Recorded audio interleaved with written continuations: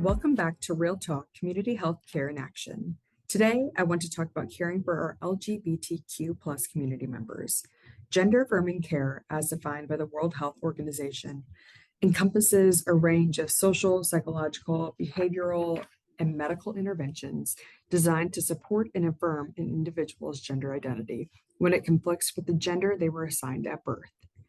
The interventions help transgender people align various aspects of their lives, emotional, interpersonal, and biological, with their gender identity. The interventions fall along a continuum as well, from counseling to changes in social expression to medications such as hormone therapy. Joining me today is faculty member at Frontier Nursing University, Dr. Kristin Gianelis. Dr. Gianelis is a dual board-certified women's health nurse practitioner and adult nurse practitioner with over 20 years of clinical experience. She also holds certifications as a Menopause Society certified practitioner, a certified nurse educated, and she is certified in perinatal mental health. She received her MSN from Simmons University in 2005 and a postmaster's DNP from Frontier Nursing University in 2020. Dr. Gianelis has dedicated her career to providing equitable, person-centered, women's and gender-related healthcare. She has worked in various settings, both outpatient and acute care, providing reproductive and sexual health care to persons of all genders. Dr. Gianelis is passionate about advancing the role of the women's health nurse practitioner and incorporating quality improvement practices into the role of the advanced practice nurse. Dr. Gianelis currently owns and operates a small volume menopause and sexual medicine consultant practice and lives in Rhode Island with her husband and 2 teenagers. She's a lifelong learner, an avid reader, and a perpetual student. Dr. Gianelis, thank you for joining me. Thanks so much for having me. I'm happy to be here. So during the month of June, we are celebrating Pride, and we honor the lives and work of the LGBTQ plus community and renew our commitment to equality for people of genders and sexual orientation. In healthcare, it's a time for us to reflect on health disparities, specifically for the LGBTQ individuals, and to look for ways to improve care for all patients. Could you start by explaining to our listeners what we mean when we talk about health disparities? Thank you so much for that question. And I think this is a really foundational piece that we need to all be on the same page with. Health disparities are differences in access to healthcare or health outcomes, so overall health, that are based in systemic discrimination and oppression. But the most important part of this is that these outcomes are preventable, meaning that they could have happened differently if the racism, sexism, heterosexism, classism, ableism didn't exist. And I need to clarify that this isn't always just discrimination that's happening today. It's often rooted in long-standing cultural inequities that are built into our cultural narrative. And so, again, we could be doing better, but these disparities exist. So we know that LGBTQ persons, as well as racial and ethnic minorities and folks from lower incomes, people with disabilities, rural populations, women, I could go on all day, typically have less access to care and generally have more health risks and worse health outcomes as a whole. And each of these groups have different health disparities, and nothing's ever across the board, but we know this to be true from population data and healthcare delivery. And it's our job to be trying to narrow these disparities.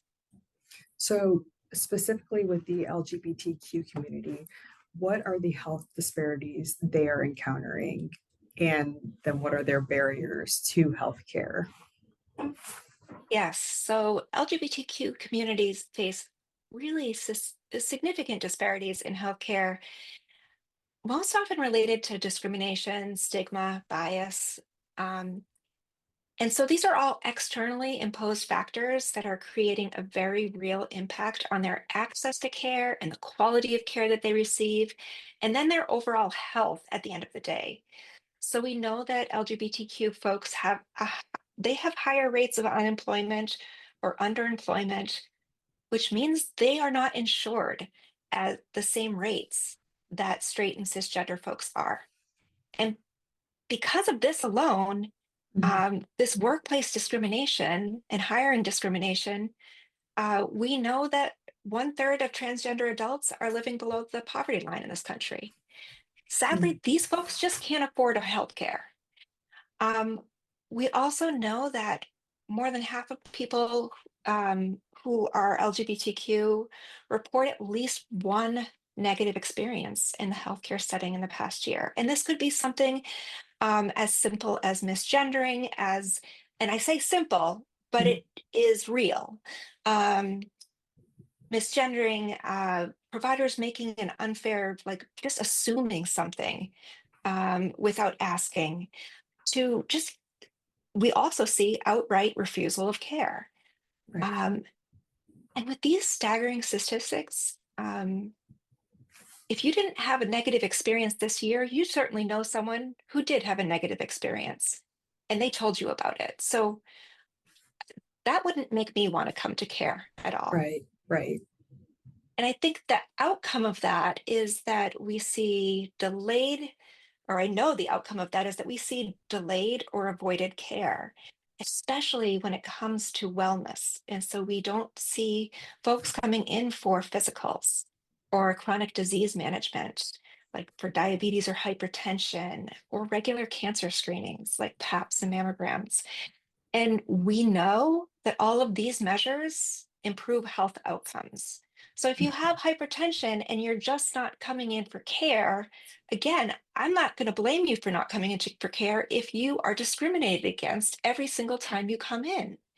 But certainly, if we aren't taking care of that high blood pressure, that is going to put you at much higher risk. Mhm. I think the next place we need to look at when it comes to these disparities is our healthcare workforce. Um, and so this is where we're part of the problem. Right. And we see very mixed levels of like knowledge and skills and overall attitudes in our, healthcare providers across the country. And certainly there are variations you know, by areas of the country, but I will say that um, on average, it looks like providers that are currently practicing have received, on average, 4.5 hours or less of training in LGBTQ care in school. That's not a lot. No. And many of them are less. And while a lot of those healthcare providers will say, yes, I feel comfortable, when it comes down to it, they actually don't feel comfortable talking about sexual orientation, gender identity. So they feel comfortable, but then they don't feel comfortable. Mm. And their bias comes with them into the exam room. And if we don't think we have any biases, then we're kidding ourselves, because we all have biases. So I think that, when we think about access to care, it's not as simple as, do you have a clinic nearby? But this really encompasses, like, first of all, can you afford the care? Mhm. Um, are you comfortable getting care there? Are they going to respect you? And will the provider even know what type of care you need? Will they know how to care for you? Will you have to teach them how to care for you? Right. All of those are contribute to health disparities. That's just scratching the surface. Mhm. Now we've talked a little bit about stigma and bias. So let's talk about mental health and how the stigma and the bias impacts mental health for the LGBTQ community. Yes. Oh, thank you for bringing that up, because it's such an important topic. And I think that um, the experiences that LGBTQ people have in the world absolutely affect mental health. Mhm. and contribute to significant mental health disparities compared to the general population. And I want to reiterate that this is like related to minority stress and experiences they have just moving through the world. This doesn't mean that um, that homosexuality or transgender identity causes someone to be mentally ill. That is not at all related. Right. This means that it's their experience that puts them at increased risk for having depression, anxiety. We know that LGBTQ adults are twice as likely to have depression or anxiety. They also have higher rates of PTSD and trauma, um, higher rates of sexual abuse in their childhood, eating disorders, intimate partner violence, substance abuse. And again, this is not because of who they are, this is because of what is surrounding them related to who they are, Mhm. and how the world reacts to who they are.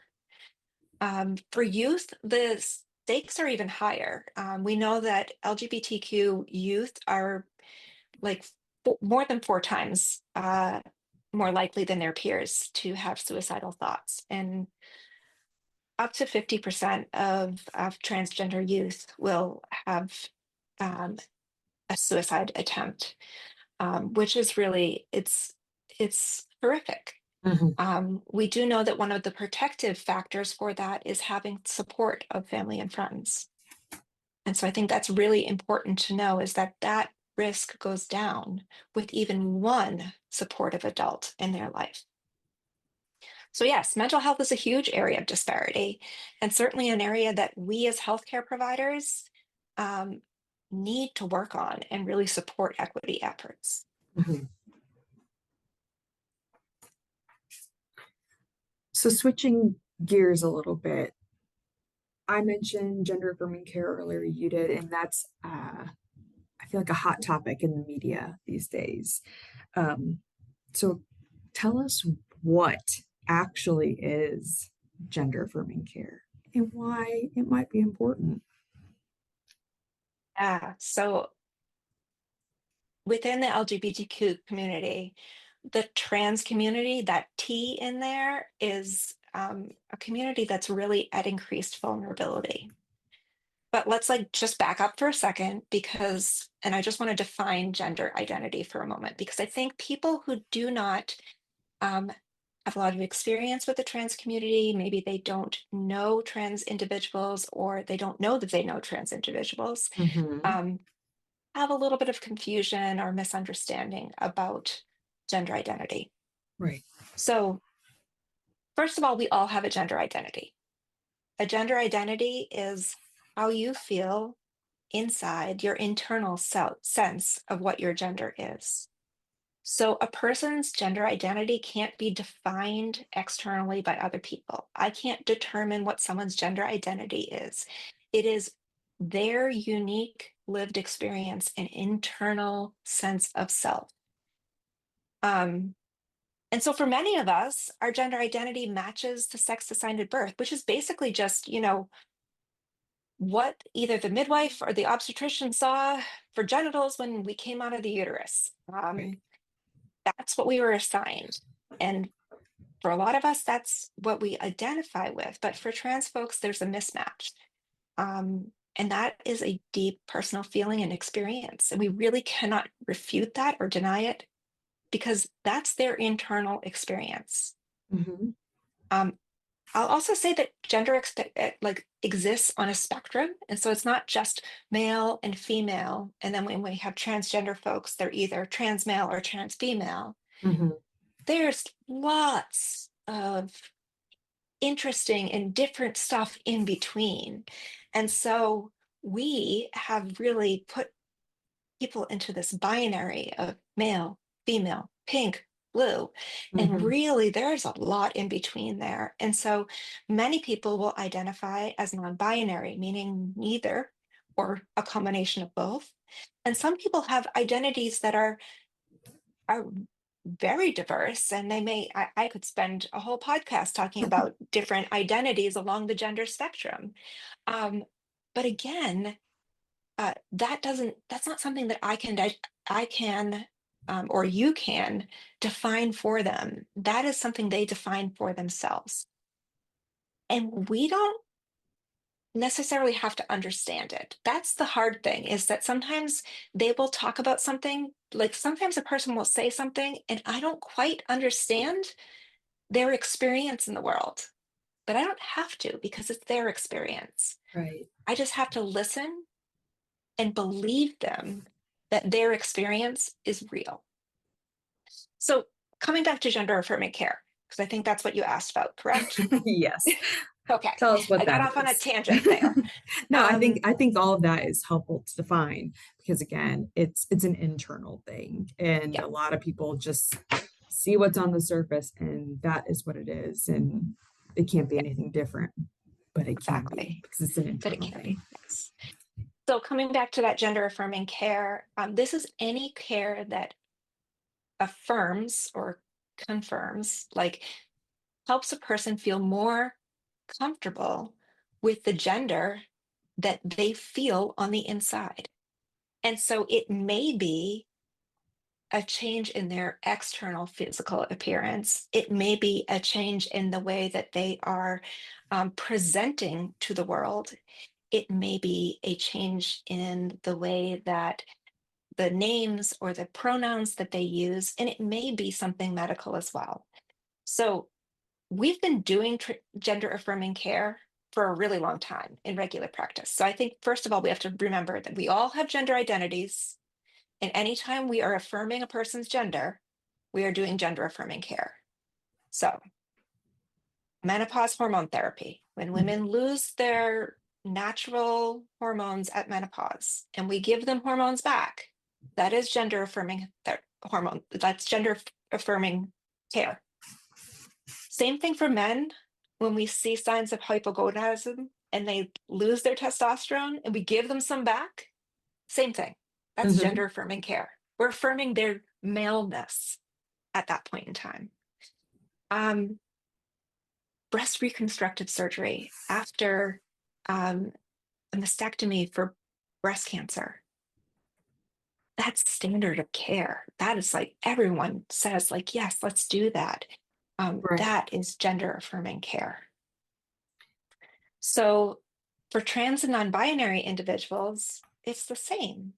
We just have to listen to what they want first. We can't assume it, which I think it's silly that we assumed it in the first place. But it Right. can take many forms. So we need to respect people's what they're saying to us. So a lot of times it starts with using correct pronouns and their chosen name. And I say correct pronouns rather than preferred pronouns because this is one of my little pet peeves here. And it's not a preference, Right. it's their pronouns. So we can't refute it. We can't say it doesn't exist. Those are their pronouns and we have to use them. Um, and just using pronouns, having forms that allow for different pronouns, different gender identities, different experiences in our office Mhm. is affirmation to start with. Um, from a medical perspective, gender affirming care is often things we're very comfortable doing already. Like we routinely suppress menstrual cycles for cisgender women who just either have horrible menstrual cycles or don't want periods. Right. Um, Transgender men and non-binary individuals usually don't want periods. Not, I shouldn't say usually. I should say many of them do not want periods because, of course, we cannot generalize. And so suppressing menses, regardless of what the gender identity, is exactly the same. You know exactly if you're a GYN provider, whether a midwife or a women's health nurse practitioner, you know how to do that. And so that is gender affirming care, and you should not hesitate to do that. Because it's Um, what you've already been doing. it's what we already do. Like we're And listening to our patients. it's is it fair to say that gender affirming care is primary care? Yes. And it can't be care that is special Hmm. or different or outside the box. Like, we can't send people to special care, or like, this isn't specialty care, Right. because we all have a gender identity. Hmm. And so we all fit in primary care, which means that we all need our care taken care of in primary care. So it does mean that we need to get comfortable with all aspects of taking care of all of our patients. Um, when it comes to gender affirming hormone therapy, I think that's really beyond the scope of this podcast. However, I'm happy to talk about it at any time. Um, I really want clinicians to know that all of the medications we use are medications that you have seen, probably prescribed before, definitely prescribed before a lot of times. Um, they have been used for years and years and years. These are not new medications. Um, totally, we know the side effects, we know the risks, we know the benefits, we know how to counsel people on them. Right. So we can't be afraid of giving medications that we know how to use. Estrogen, testosterone, spironolactone. We know how to use these things. Hmm. So why are we afraid? Right. And yes, it is a new indication. It is a different indication, different dose, all of that. And so we look to the guidelines for that. But we have been doing that a lot. I mean, we all the time use drugs for new and different reasons. I often think about the fact that, like, we use, you know, propanolol, which is a hypertensive drug, for stage fright, Hmm. like for public speaking. That isn't, that wasn't the intended effect to begin with, Right. but we had to learn how to do that by going to a guideline, Hmm. right?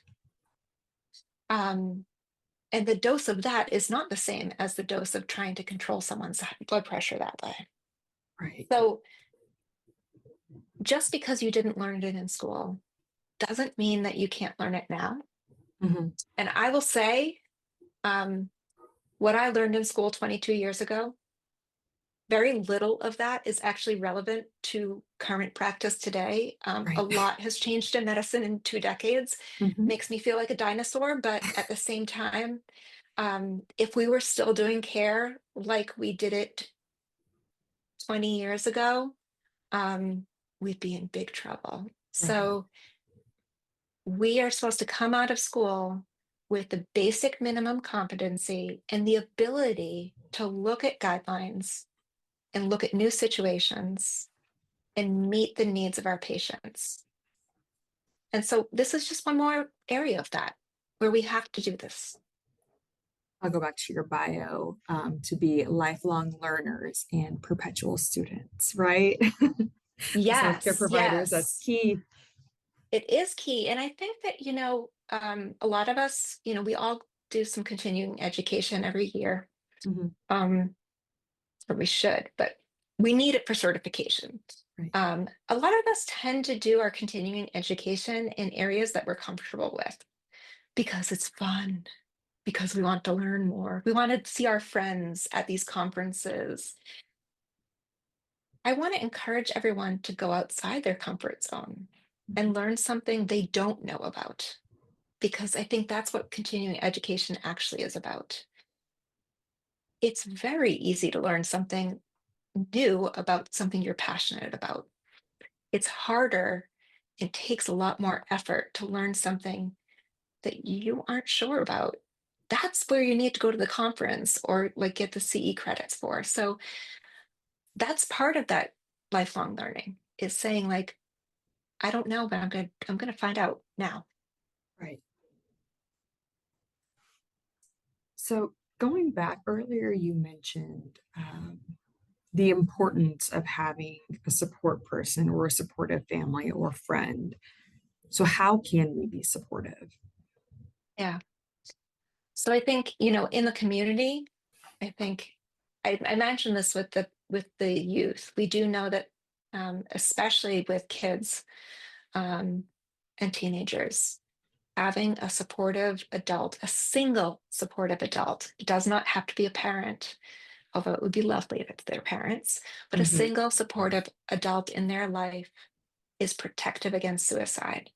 And so that to me is like we all have to be that single supportive adult. Hopefully we can all be more than one single supportive adult, but we all have to be that supportive adult. And so if you know a kid, support that kid 110%. If you don't know how to support them, figure it out. Um,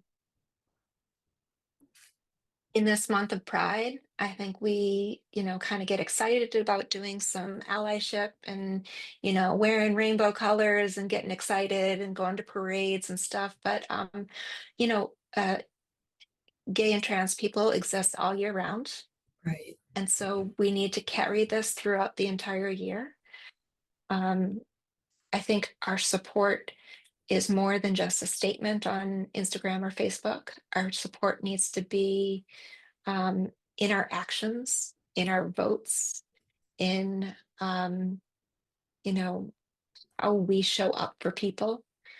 Um, and we need to explore our own biases. Like I said before, we all have them, Right. and you may not know what they are. And so explore them. And that's part of lifelong learning, is learning who you are and Mhm. how you were formed, and learning to be a better version of yourself. And I will never be done looking at myself and looking to improve myself. So, you know, in our as healthcare providers, we need to create gender affirming policies in our offices. We need to make sure our forms, like our intake forms, look good, and they're not just centered on, you know, heterosexual cisgender people. We can't have all the decorations in a women's health practice be all, pink and all centered around what we think is a typical family. Because I'll just tell you, that's not what is typical anymore? I don't even know. Right. Um, we need to work on making sure that we have gender inclusive bathrooms for people. Just because they could go in a bathroom that is labeled for something that is not their gender does not mean they feel comfortable going in a bathroom. Mhm. And how, that is basic human needs there. We also need to make sure that our staff around us is trained as well. Right. And that will take some intention and some effort. And sometimes we have to lead the charge on that. As educators, because of course I am, an educator, that's my first role here. This has to be part of our education, and it has to be a big part of our education. I said before, nationwide, people say they have less than, 4.5 hours of education in their whole training. In a study just last year, put out by the Journal of American Association of Nurse Practitioners, they found that 78% of nurse practitioner students, 78% who were getting close to graduation, I think they were in the last term or two, had not received any LGBTQ specific training. Now, I would like to say, I don't think that these are frontier students, because I do think we are talking about this. Mhm. We can talk more, for Right. sure. We absolutely need to talk more. But that is horrific. We as a profession need to do better. And so we need to increase our education. We need to increase our own personal continuing education. We need to look at our own biases. We need to really recognize that this is the population. I will tell you, when you look at gender, gender and sexuality statistics, and you look at the way that that generations are moving, When you look at the current generation right now, who's in like grade school and middle school, when that generation gets to our offices, as like our primary care offices and our, women's health offices, it will be close to 1 in 4 of them will be LGBTQ. That's not specialty care. That's everybody care. You Mhm. can't send 1/4 of the population to specialty care. Right, right. So we better be ready because they're knocking on the door right now. And those of you who work in pediatrics, you already know they're here. Mhm. Um, so if we're not ready for them, we have to get ready. And it's not like the quarter of the population just gets here, in the next 10 years. It's gradually going up. Right. And I'm sure you're seeing that in your offices. And if you aren't seeing that, then you're not asking the questions. Mhm. So when we know better, we do better.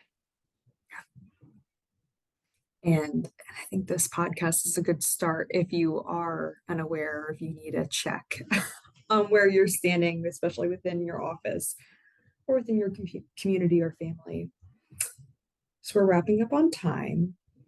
What key takeaways or anything else that we need to add? How about what are some good resources for LGBTQ folks and their families for healthcare and advocacy? So for people who identify as LGBTQ, if you're looking for care, finding someone who is well trained and um, really a good person for you to see can be challenging. Sometimes it is word of mouth, and that is hard, especially when you're in a rural area. I will say that there are some national directories. There's a national directory through GLAMA, which is the health professionals for advancing LGBTQ equality, and we'll put their website in our notes.